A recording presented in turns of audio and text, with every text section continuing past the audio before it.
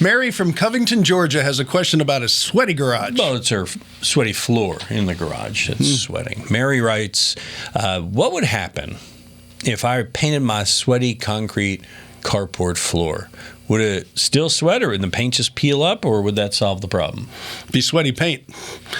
Bottom line would be it. It would not solve the problem. Now, would the paint peel up? That's a whole different story. It depends what kind of paint you use. Okay, you use a really good 2-part epoxy. I mean, it's what we use in warehouses. It's what I have on my garage floor at home. It's not going to peel up. If that moisture's coming from underneath, though, won't that epoxy seal Moisture's it not coming from underneath. You don't think? Okay. It's condensate forming on top like a beer can. Oh. And that happens all over the country. Georgia's very humid, too. Don't feel special. No, we at Houston, you get in your garage and zippity-dam, boom, you slip right down. So you got to be really careful. It's slippity. I'm not right. Yeah, okay. And carports do the same thing here, and they would do it in Georgia, too. Anywhere where you have a really humid climate, the concrete gets cold.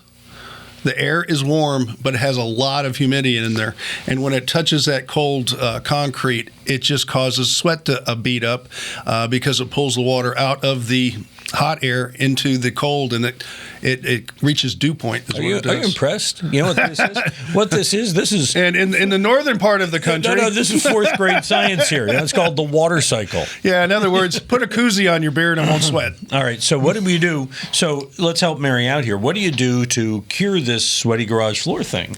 Air condition the garage, put carpet down. More ventilation, maybe? Would that help all? If you want to run fans over it, that would certainly help through evaporation, just like on your body, but most people aren't going to do that. I think just putting carpets down where you're going to walk so you don't slip, but you're not going to be able to do the whole thing unless you carpeted the whole thing or put a rubber mat down or something. And the other thing is, don't put boxes down on this because they start to get soaking wet on the bottom. Yeah, You remember that one. Yeah, okay. Pick the box up and everything's still on the floor. So there you go.